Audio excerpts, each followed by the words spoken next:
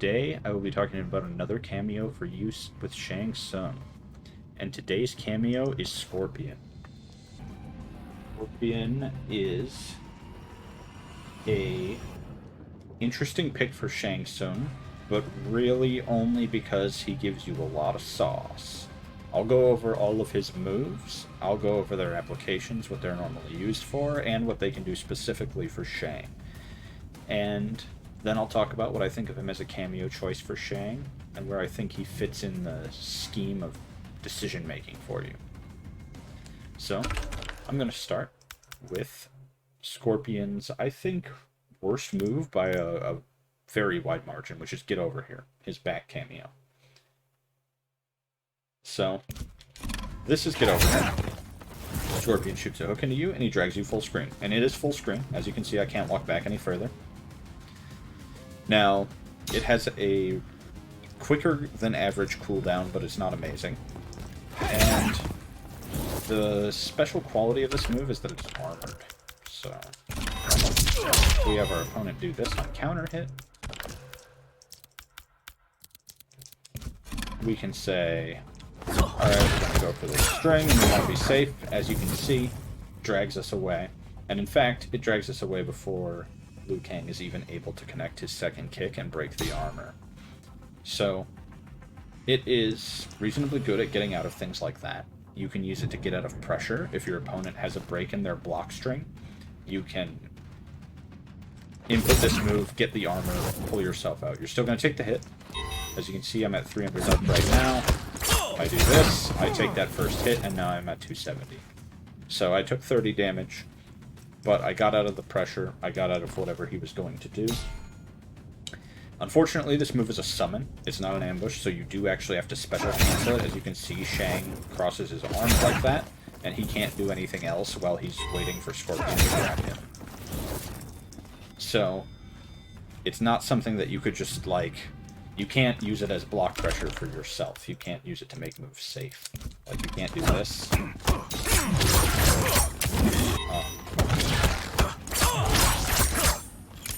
Pressing the cameo button, that's what happens. You don't get to drag yourself out of spinning spikes before you can get hit, or something like that. This move seems like it might be good for Shang, and perhaps it's better for Shang than it is for most of the cast, but it has a lot of problems, not the least of which is its massive recovery. So, instead of having our opponent try to break our armor, let's just have our opponent try to dash up. So, if we do this, you'll see that Liu Kang can actually just follow us. He doesn't need to do anything crazy.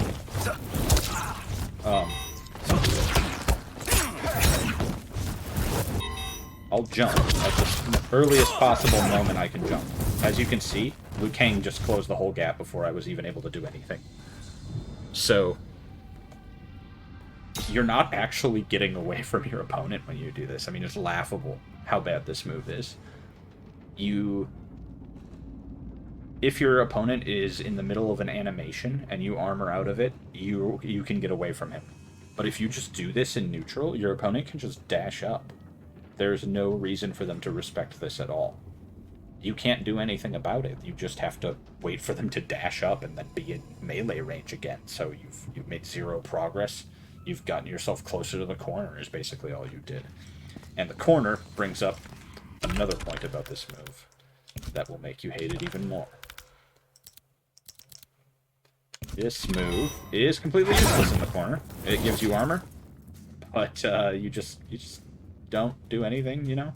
You can do this. As you can see, we're not making any progress or anything. We're not getting away from our opponent. We basically just have, you know, some frames of armor, and then we're still standing there, and we still have recovery frames after the armor, so we can still get beat up. This is the worst position for anybody in the game, is to be cornered. And it's particularly bad for Shang Tsung, who doesn't really have a lot of great answers to opponent's pressure, especially from somebody like Liu Kang, who has his forward 4 to break armor. We have a good armored move as Young Shang, we have a kind of bad one as old Shang, but as young Shang we have a pretty good armored move. It's just that there are opponents who can just beat it. So we need some way to try to deal with this a little bit. And you would think that this move would be an answer to that, a get away from me move, but it is not. It always leaves you in a frame pit, and your opponent can just follow you, or throw projectiles at you, or whatever. They're going to land free hits.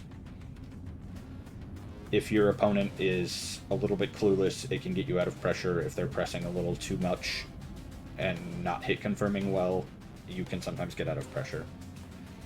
But it's not often your best choice. It's often better to just use spinning spikes. If you think your opponent's just going to keep pressing, use spinning spikes, but deal damage to them, take the initiative, send them full screen, and leave them with a 39 frame knockdown instead of just jutting away to full screen without dealing any damage or getting the knockdown.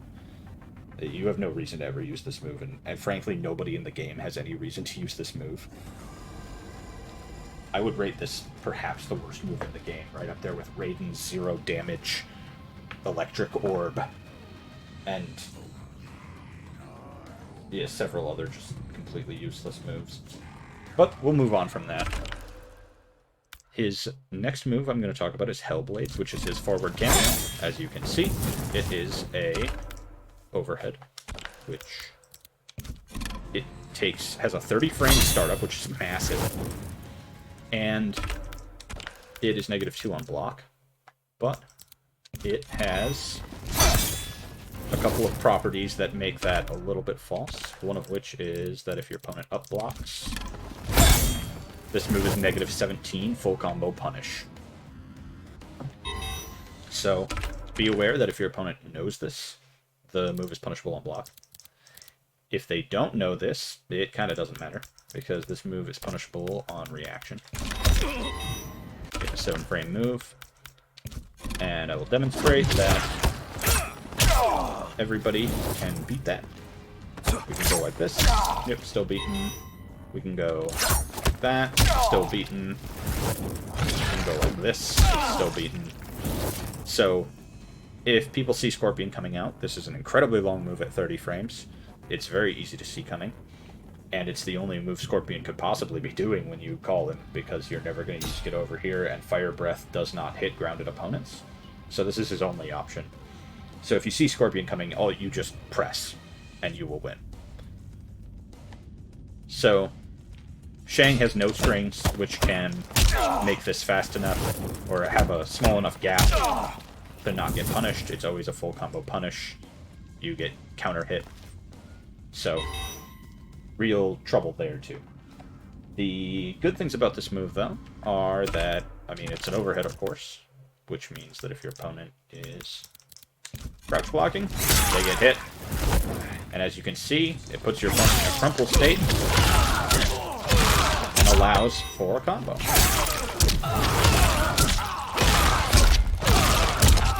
Now, the unique thing about this move and its crumple state is that your opponent is considered airborne during this whole crumple. You see how he popped in the air? This move doesn't normally pop people in the air.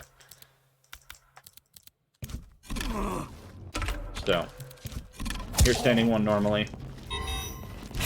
Here's standing one after they get hit with the overhead.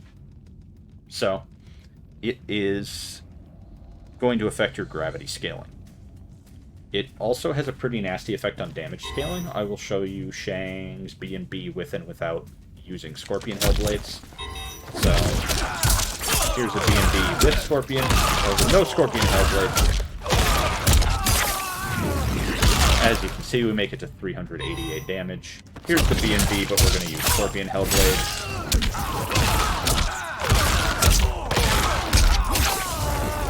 We only make it to 315 damage. So, it is harsh damage scaling. You do not want to use this on hit. You only want to use this when your opponent is blocking low, and you think your opponent's going to continue to block low, or at least not react in time to punish Scorpion. The gravity scaling beginning there also prevents you from continuing to do a grounded combo, so like, if we did this, because he's now considered airborne, we can't just do this and continue a combo. We can get a little bit of the waves in.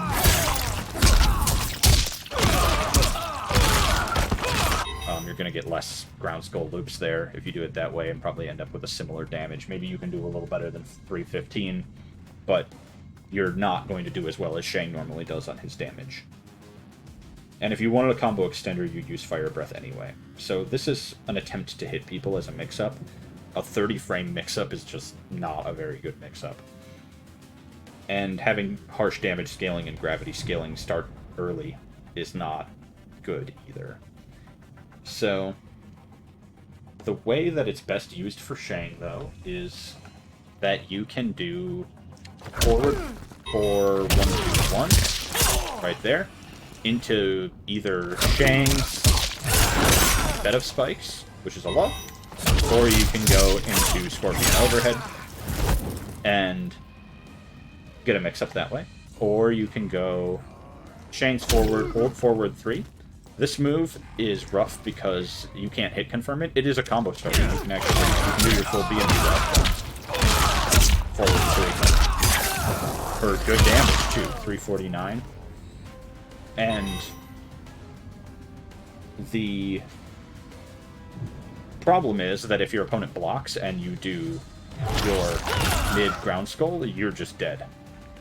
And your opponent's going to start blocking this once they realize this is the only move you have at this distance. You know, they're going to start blocking long. And they can see it coming. It's 19 frames. It's reactable. But if you go low into overhead, now we have a real possibility of hitting our opponent. And the overhead's safe on block. And look at that. We actually got like the same damage for doing it that way. You see that is a true combo. So if you hit with the low, you're guaranteed the overhead. You're going to get your combo. So it is a pretty good move to use off of forward 3. And you're far from guaranteeing the hit. It's definitely reactable. You can get full combo punished on reaction if your opponent knows what they're doing. But if your opponent is bad at punishing Scorpion Kameo, or they're just not expecting this, they're unlikely to get the up block, and they're unlikely to react in time for the punish. You know, if you're starting forward 3 from here, like just barely in range, and then firing the overhead with it, you can definitely hit people with this. I wouldn't try it too many times, because if they catch on, they can just start up blocking immediately after forward 3, because the only other follow-up is forward 3-2, which is a mid, which I believe will get up blocked if they up block. So, it's not exactly, I mean, it's a mix-up in the sense that you go low overhead, but it's not a mix-up in the sense that you could change. I suppose you could do into the Bed of Spikes. You could do forward 3 into Bed of Spikes if you want to create an actual mix-up with it. You also have a combo that will frustrate lots of people, which is 2-4. Now this is a +1 on block, high-low. And the big gap between these moves often hits people anyway. But you can't hit confirm just the low, which is what's likely to hit people. So if your opponent blocks the high, you have to treat it like they're going to block the low, or you're going to get blown up trying to do mid-ground skull. You don't have to do that anymore. Now you can just go like that. And get the hit. You can't. So, this is a mix-up, but it's not a good mix-up because you still have to hit confirm from 2, not 2-4. But, you know, you could do something like this, right? And then that instead. So you're not completely empty of options. Normally you don't want to do that because this is +1 on block, so you're going to go for a jab or you're going to go for a throw. But Scorpion does have a full screen throw, so that's not terrible. Making your strike throw a little bit stronger by adding that overhead in could be helpful. But the basic idea is that Hellblades are a mix-up tool that makes good combos when they hit by themselves, and bad combos if they're used after a hit confirm, or if you hit with other moves, they're not reliable tools. And now we're going to talk about his final move, which is Fire Breath. We have a mid, far, and close version. Here's close. Here's mid. And here's far. Now far can reach all the way across full screen. See, you can catch him. Mid, catch him. And with close, we can always make sure that we have a fire that will hit them at the right spot. Depending on the position of your opponent in relation to you, Scorpion might appear behind them and then shoot the flames backwards, or he might appear and shoot the flames forward. He does aim it at your opponent. So it is pretty reliable. Now, normally ambush moves like this one is, because you can move around, do whatever you want as Scorpion breathes his fire, are the best moves that people have, but as you could see there, it does not hit standing opponents. It only hits people in the air. This basically makes it a really bad move. It has a 45 frame startup, so you're never going to use this as an anti-air. If somebody jumps at you, this is way too slow. As you can see, this is just not happening. We would much rather standing forward or bed of spikes. They'll be far more reliable than Fire Breath. So even though Fire Breath can technically get the hits you want, you're never going to use it for this purpose. Maybe if your opponent is jumping at full screen, you're going to... You know, if they're gonna try to like jump a skull or something, you might do like gonna fire a skull and then have Scorpion come, and if you jump it, he's gonna catch you. But we already have triple skulls and double skulls, and these catch jumpers all the time. There's no reason to add this to the mix. Like we already hit people who jump into our projectiles. Or try to jump over our projectiles. We don't need somebody to help us with that. Maybe it's okay against somebody like Smoke, who likes to jump and then teleport.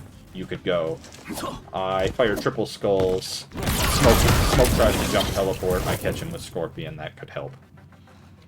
So there are some scenarios where it's a decent call during your zoning or something like that.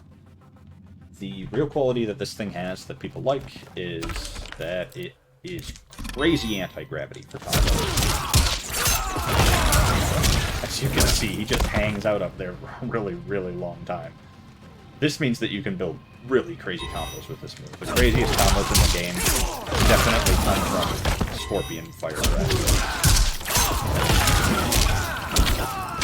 Anything you want to do after that is good. The gravity scaling will resume again after you connect with your move, but Shang has these skulls which already beat gravity scaling pretty hard. So using Scorpion in conjunction with the skulls mean that you can do crazy long skull loops. If you want to just juggle somebody with skulls for infinity, you have the option with Scorpion. You can keep going from there. And the advantage to that is that the skulls are unbreakable. So you can make really, really long, unbreakable routes. However, the skulls have terrible damage scaling. And Scorpion's Breath has a little bit too, although not a ton, and it does good damage itself. So you can often get high damage combos using this. But more importantly for Shang, we can get Form Stealer combos really easily. As you can see, I'm pressing way too early off of that Form Stealer combo. We have all the time in the world. Especially if both shots hit.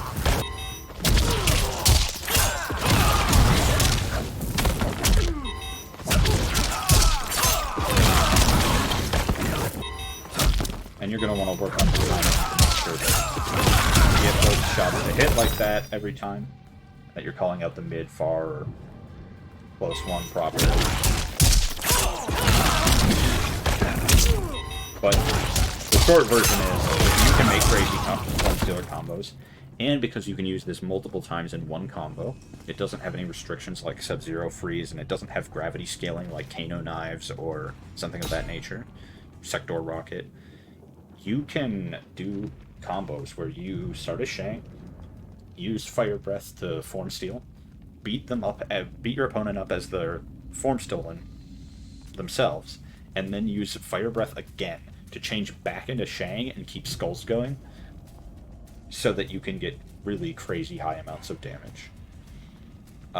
There are people who have seen demo this. You can get really, really crazy with it.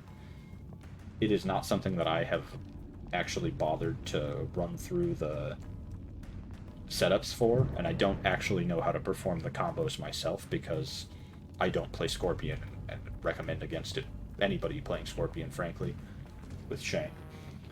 But it is possible, and if you want really, really cool combos, Scorpion can give you the coolest combos in the game, there's no doubt about it. And getting hit by a combo like that as your opponent is incredibly demoralizing. You get hit by a 20-second Shang combo where he turned into you, turned back into himself, hit you some more, turned back into you at the end, and hit you again. I mean, those things are possible with Scorpion. You could form steal during a EX skull juggle, and then use your enemy's character, and then use Scorpion Breath to juggle some more, change back into Shang, hit them again with skulls, then change back into your opponent during another Scorpion Breath and hit them for a final move with your opponent, with the Oki that you want as your opponent. So that's super cool, and if you get hit by it, you are going to be A, pissed, and B, you are going to think that your opponent, that the Shang player is way better than you are. He's just going to have demonstrated competency in like 10 different areas of the game, including a really high damage combo route, which you'll presume is optimized, but in all likelihood it isn't, because optimizing those routes is going to be super difficult. Either way, the mental toll it takes on your opponent might actually be winning you battles. So if you're going to play Scorpion, I think you have to lean into that and try to put your opponents on tilt. Which brings me to my overall thoughts about Scorpion. I think he's a terrible Kameo in general, and I think he's particularly terrible for Shang Tsung. He offers us a really bad mix-up that's easy to beat.